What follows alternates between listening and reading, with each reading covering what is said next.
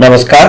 आपका बात 25 में स्वागत है। तो बात 25 में हम कुछ पिछले समय की, भूतकाल की कुछ घटनाओं की चर्चा कर लेते हैं, जिसमें भीड़ की बात है, जिसमें कुछ उपद्रव और दंगा होने की परिस्थितियों की बात है, जिसमें पार्लियामेंट यानी कि भारत की संसद को घेरने की, साधुओं को घेरने की बात है, और जिसमें लाल किले पे चढ़ाई की बात है, दिल्ली पे तथाकथित किसानों द्वारा चढ़ाई की बात है, और फिर इसमें एक मुख्य बात है गोपाष्टमी।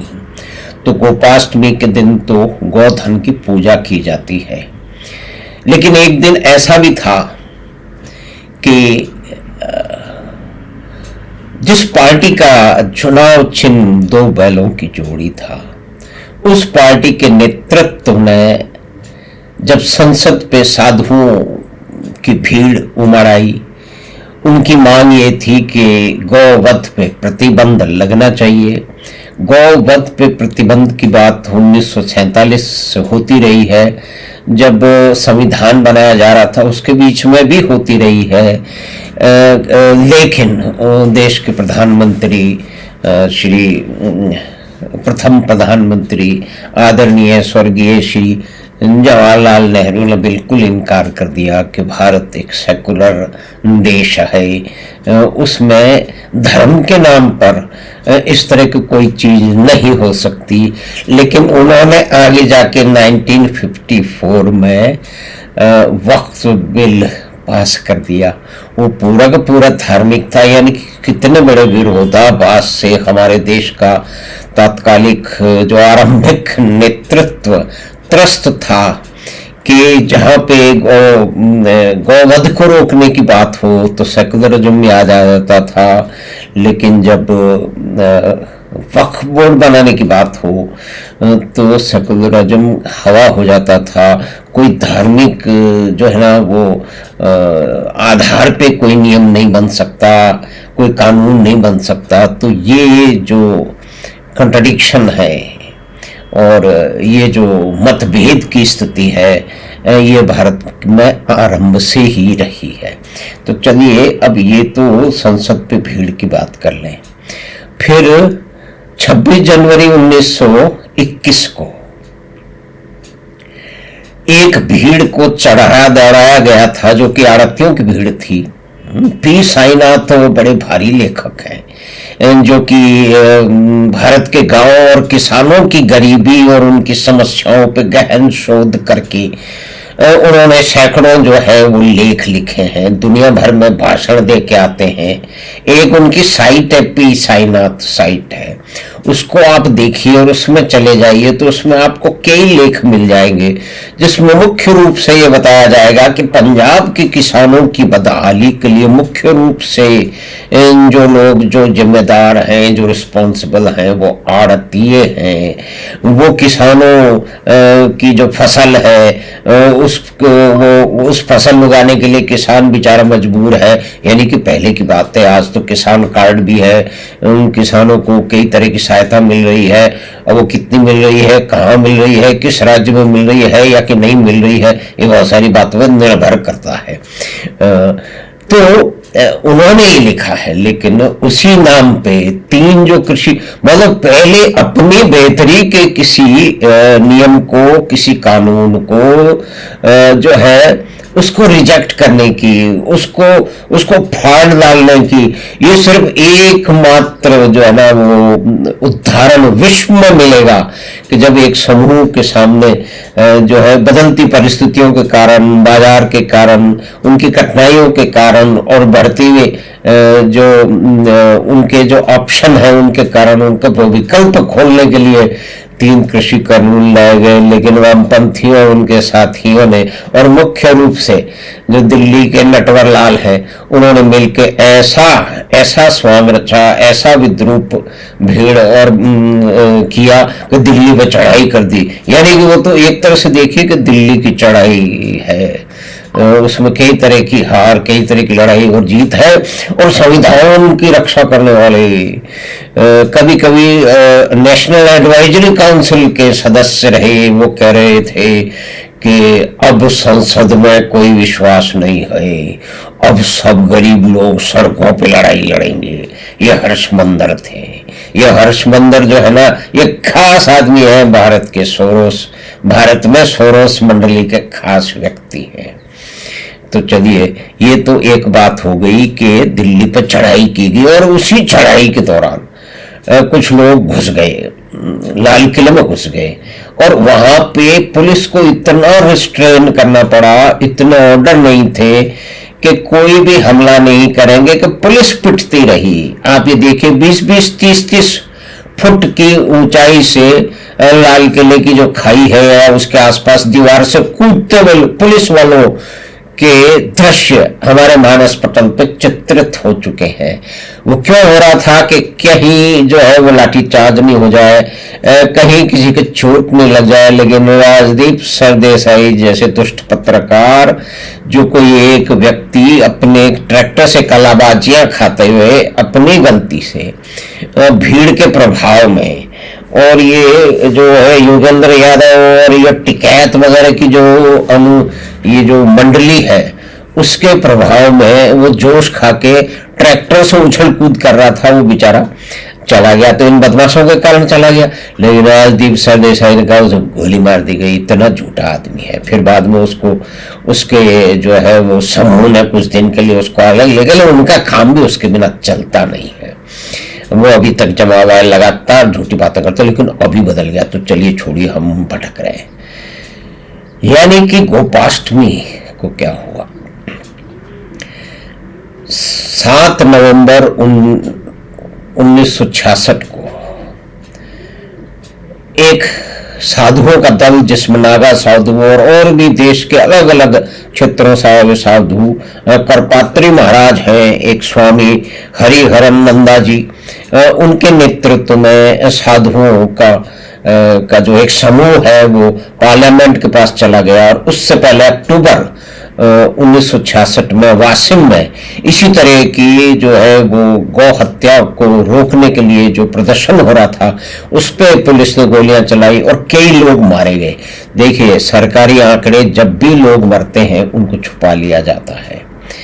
तो वहां भी कितने लोग मरे, लेकिन पुलिस ने जम के गोली चलाई। तो उसके बाद में उसी की परिणति ये हुई कि करपात्री महाराज की जो है वो नेतृत्व में साधुओं का, जिसमें नागा साधु और देश के विभिन्न अखाड़ों से आए हुए साधु थे, वो गौ हत्या रोकने के कानून के लिए चले गए। और सरकार थी कांग्रेस की, प्रधानमंत्री थी श्रीमती इंदिरा गांधी, जिन्हें कभी दुर्गा वगैरह भी किसी ने कह दिया था, यानी कि अटल जी ने कह दिया था। वो लड़ाई के मौका था, वो सरकार के साथ खड़े थे।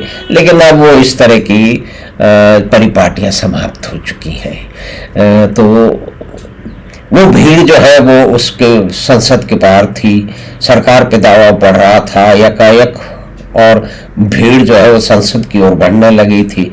तो वो जो भीड़ जो लाल किले की तरफ भी तो बढ़ रही थी, उस पर तो किसी ने गोली नहीं चलाई। ये दो परिस्थितियां हैं, करीब करीब एक सी हैं।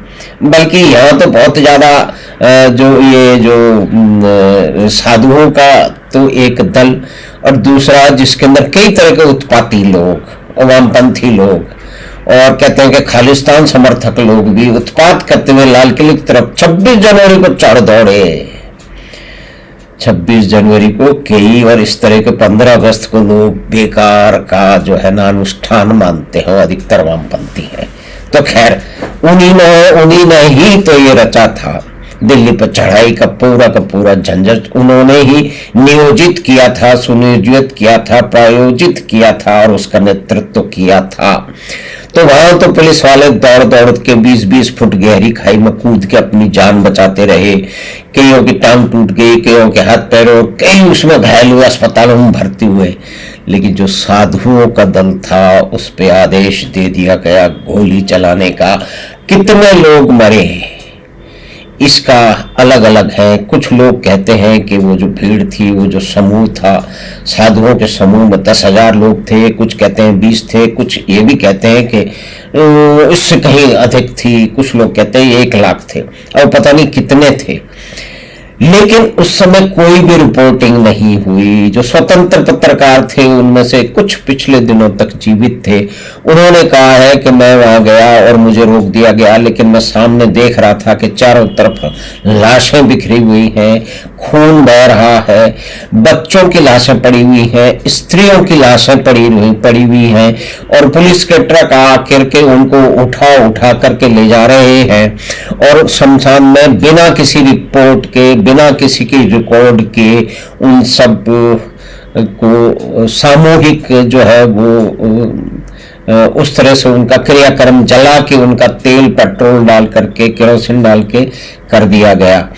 और ये समाचार आया कि जो सरकारी आंकड़े हैं कि 11 लोगों की मृत्यु हुई, 8 लोगों की मृत्यु हुई, वो ही छापा जाएगा। कोई भी स्वतंत्र रिपोर्ट अखबारों में नहीं जाएगी।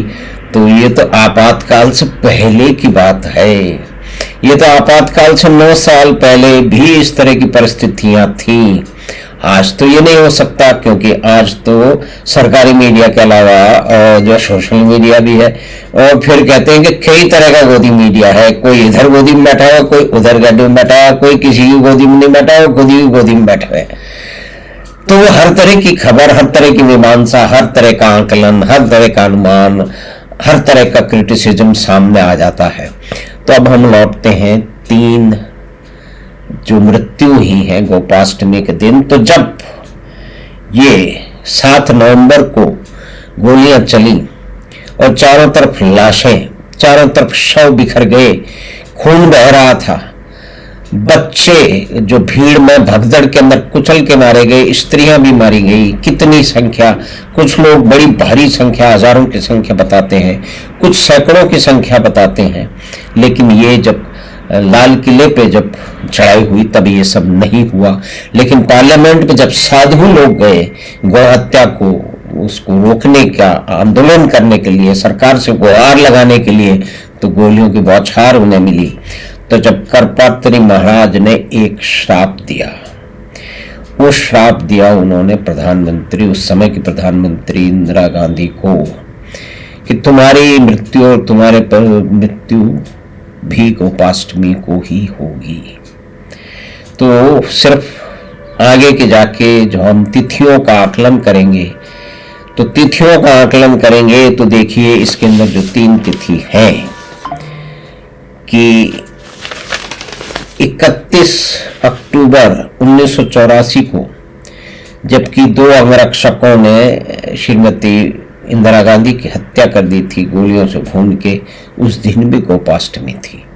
उससे पहले जाएं तो उनके पुत्र संजय गांधी की भी मृत्यु एक दुर्घटना में हो गई थी, विमान दुर्घटना में हो गई थी। उस दिन थी तारीख 23 जून 1980, उस दिन भी गोपाष्टमी थी। और उसके बाद फिर उससे आगे बढ़े तो राजीव गांधी को लिट्टे के आतंकवादियों ने भारत में आके 21 मई 1991,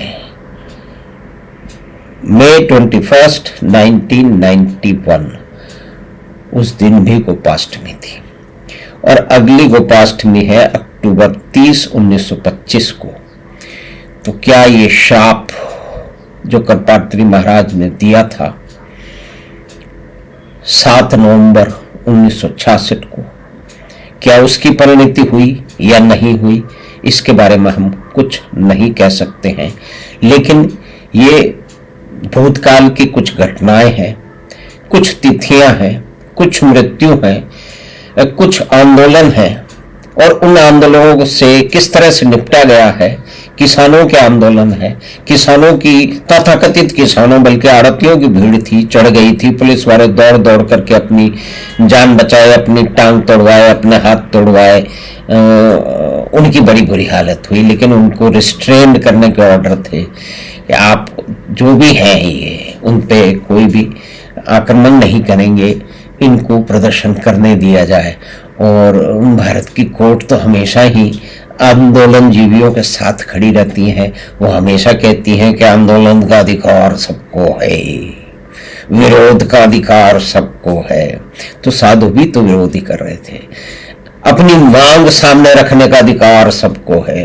तो साधु लोग भी तो मांग ही कर रहे थे 7 नवंबर को, लेकिन पुलिस को आदेश हुआ और उन्होंने गोलियां चलाई।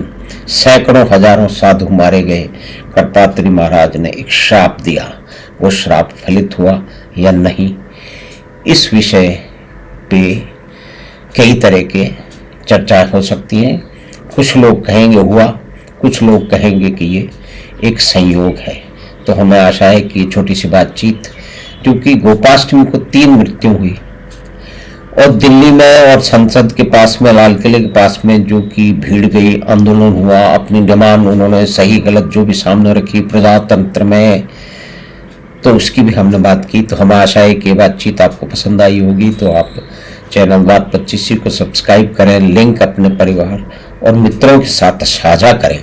और एक निवेदन फिर आपसे कि बहुत सारे लोगों ने कृपा की है बात 25 चैनल को सब्सक्राइब करने की, लेकिन आपसे निवेदन है कि जब आप सब्सक्राइब करते हैं तो डिफ़ॉल्ट सेटिंग उसकी प्राइवेट होती है, तो कृपा करके दोबारा अपनी सेटिंग में जाएं, उसको पब्लिक कर दें, उससे हमें मदद मिलेगी।